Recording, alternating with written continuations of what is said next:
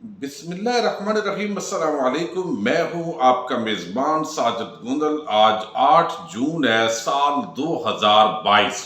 حکومت کی اپنی رپورٹ نے آپریشن رجیم چینج کی دھجیاں بخیر کر رکھ دی ہیں۔ معاشی ماہرین نے امپورٹڈ اور نیوٹرل کی جئی تئی کر دی ہے۔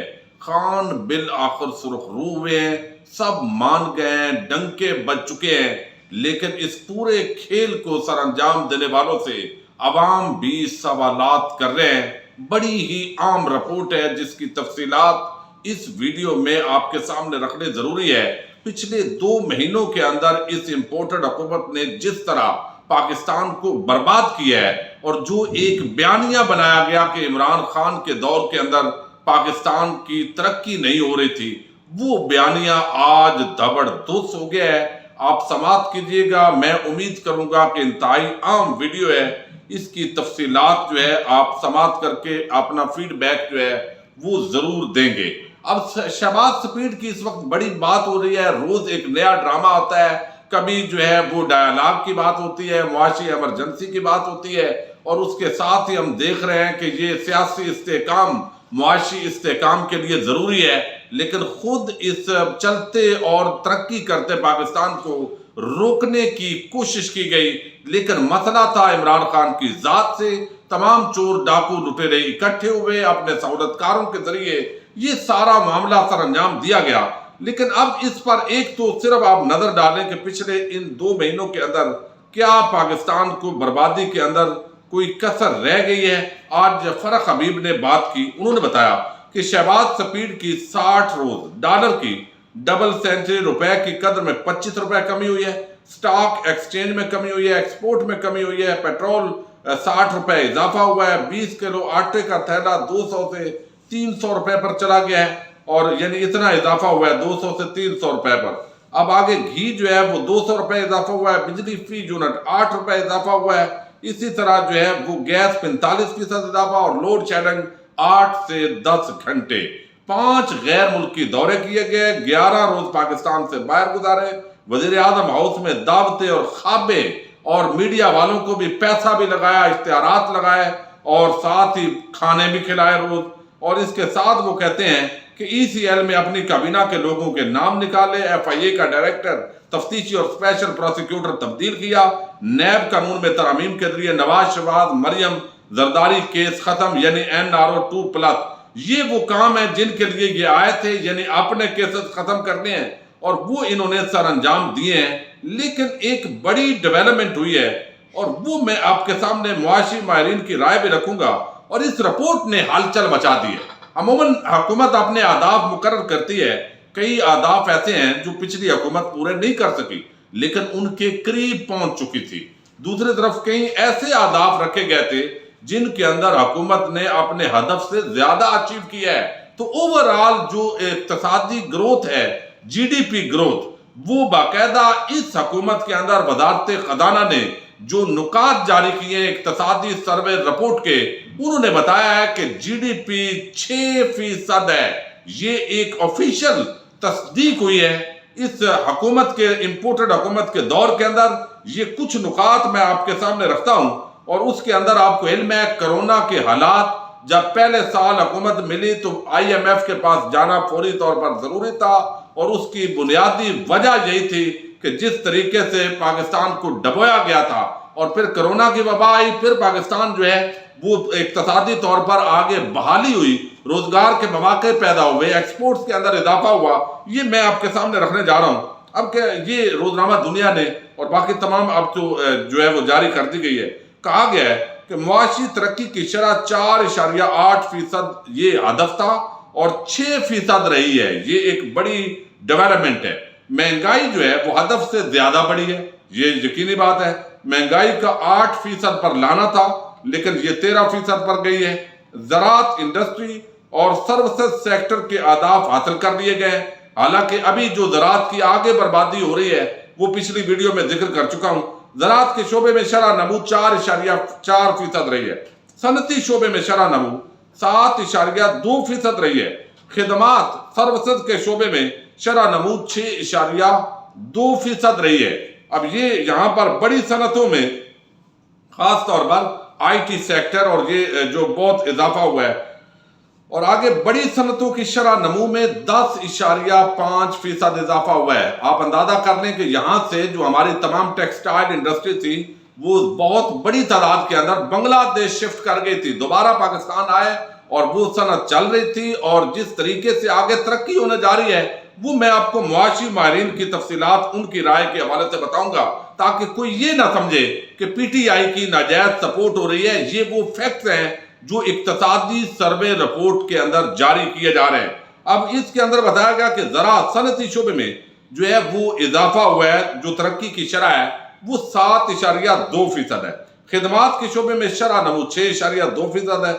بڑی صنعتوں میں شرح نمو 10.5% رہی. بجلی کی پیداوار اور تقسیم کی شرح یہ رہی ہے 7.9%. اور مواصلات اور ٹرانسپورٹ میں جو ترقی کی شرح ہے وہ بھی 5.4% ہے. فی کس آمدن یہ 2,46,000 روپے رہی ہے. اور 11 ماہ میں برآمدات کا ریکارڈ 29 ارب ڈالر. یہ پہلی مرتبہ پاکستان کی تاریخ کے اندر 29 ارب ڈالر یہ برآمدات ہوئی ہیں. اور تعلیمی شعبے کے اندر بھی شرح نمو جو ہے وہ 8.7% رہی ہے. تو اوورآل جو انڈیکیٹرز ہیں وہ پاکستان کے جو ترقی کے حوالے سے اچھے ہیں. اور آپریشن رجیم چینج کرنے والوں کے منہ پر ایک بہت بڑا تماچا یہ رسیب ہوا ہے کہ پاکستان ترقی کر رہا تھا لیکن اس ترقی کو روکا گیا تاکہ عمران خان جو ہے اس کا راستہ روکا جائے. اب اس کے اندر جو ہے وہ جی ڈی پی، زراعت، صنعتی اور خدمات کے شعبے کے اہداف حاصل ہوئے ہیں.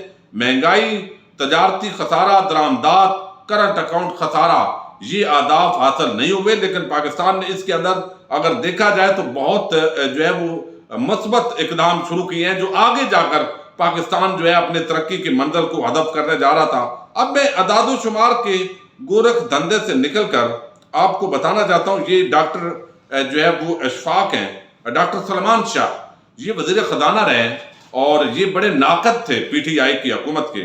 لیکن اب یہ کیا کہہ رہے ہیں؟ وہ کہہ رہے ہیں کہ عدم اعتماد کی تحریک ان کی سب سے بڑی غلطی ہے. وہ کہہ رہے ہیں کہ ان کو الیکشن کی طرف جا کر نئے مینڈیٹ کے ساتھ آنا ہوگا. ان کو کچھ آئیڈیا ہی نہیں تھا کہ ملک کی معیشت کیسی ہے. ساتھ وہ کہتے ہیں کہ آئی ایم ایف سے معاہدہ ان کو فوراً کرنا چاہیے تھا لیکن یہ پھر ان کو فیصلہ نہیں کر سکے. اور آج بزنس کمیونٹی جو ہے اس کے اندر مصدق ملک نے بڑی لمبی چھوڑی ہیں، لمبی پریزنٹیشن دی ہے اور ڈالروں والا نظام بنایا ہے نون لیگ اور پیپلز پارٹی نے تھا. اب اس پر یہ بلیم نہیں کر سکتے. یہ کہہ رہے ہیں ڈاکٹر سلمان شاہ، یہ سابق وزیر خزانہ ہیں.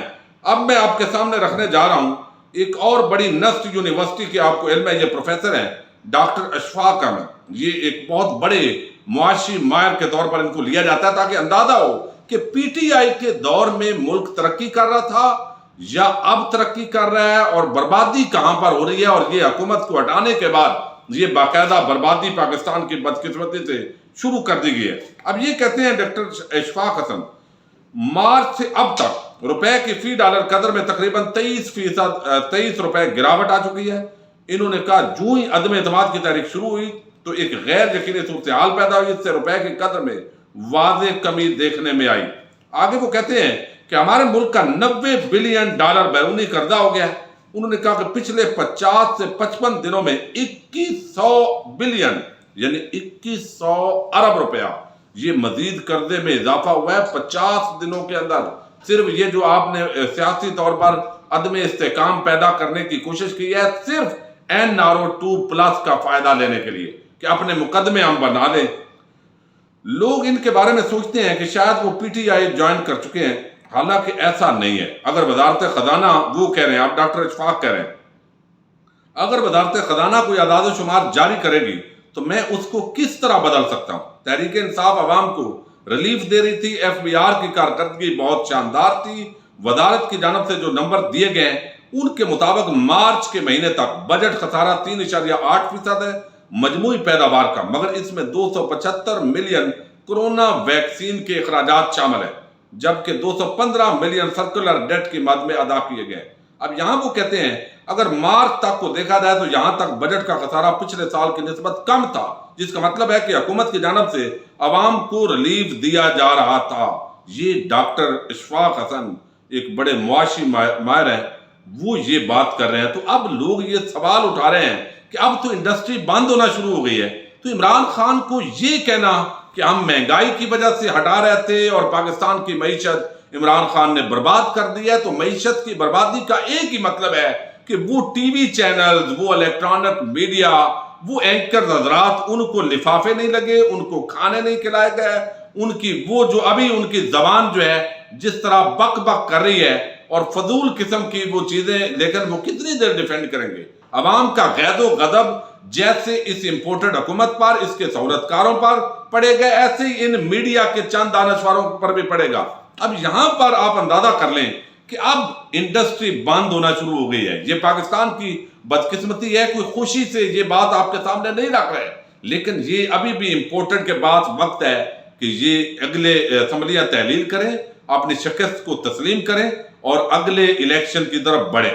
اب آج جو ہے وہ رپورٹ آئی ہے کہ زیادہ افراط زر کے ساتھ معاشی سست روی آتی ہے اور مئی میں سیمنٹ کی فروخت میں 16% کمی ہوئی ہے، جس کا مطلب ہے کہ تعمیرات تیزی سے سست ہو رہی ہیں۔ تعمیراتی کام سے 30 سے زائد صنعتیں منسلک ہیں، اس لیے معاشی سست روی تیزی سے وسیع ہو رہی ہے۔ تاجر ہڑتال کرنے لگے ہیں، ٹرانسپورٹر جو ہے انہوں نے ہڑتال کا اعلان کر دیا ہے۔ آگے باقی جو اساتذہ ہیں، آج جو ہے وہ جو پاک سیکٹریٹ ہے اسلام آباد، وہاں پر بھی احتجاج ہوا ہے۔ لوگ اب سارے جو ہے وہ احتجاج پر نکل رہے ہیں، اور امپورٹڈ حکومت اور اس کو لانے والے جو یہاں پر سہولت کار تھے، ان کا میں سمجھتا ہوں جو سارا بیانیہ ہے وہ اس حوالے سے دفن ہو چکا ہے۔ عوام اب ان سے سوال کر رہے ہیں کہ جناب یہ آپ نے اتنی تکلیف کیوں کی؟ کیا یہ سوغات ہے جو آپ نے مسلط کی ہے؟ تو نیوٹرل اور امپورٹڈ، یہ دونوں کے حوالے سے اس رپورٹ نے آج یہ عوام کے سامنے رکھ دیے ہیں کہ یہ بیانیہ بالکل غلط ہے۔ عمران خان جب پاکستان کو ترقی دے رہا تھا، عام آدمی کو ریلیف مل رہا تھا، تو پھر اس کو کیوں نکالا گیا ہے؟ یہ وہ سوالات ہیں جن کے جواب نہیں ہیں، چونکہ عمران خان کے جو طرز عمل ہے وہ کسی کو ان کے پشاوری چپل پسند نہیں تھی، کسی کو قمیض شلوار پسند نہیں تھی، کسی کو امریکہ کو ایبسولوٹلی ناٹ کہنا پسند نہیں تھا، کسی کو بھارت کے ساتھ جو کشمیر کا جو رویہ ہے اس کی جو مذمت ہے وہ پسند نہیں تھی۔ اب اس تناظر کے اندر کسی کو آگے وہ اس طرح جو ہے وہ ہر بات پر یس نہیں کہتے تھے، لیکن اب اس کی ساری ذمہ داری 3 چیزوں پر ہوگی، یعنی 3 طبقات پر ہوگی۔ ایک تو یہ بھانمتی کا کنبہ جو امپورٹڈ حکومت کے طور پر مسلط ہوا، اب یہ سارے ذمہ دار ہیں، یہ نہیں ہے کہ زرداری بڑا ایک زرداری سب پر بھاری، یہ سارے ذمہ دار ہیں۔ دوسرا سہولت کار، یعنی جن کو نیوٹرل کہا جا رہا ہے، انہوں نے فیسیلیٹیٹ کیا ہے، اگر وہ جو دعویٰ کیا جا رہا ہے وہ ذمہ دار ہیں۔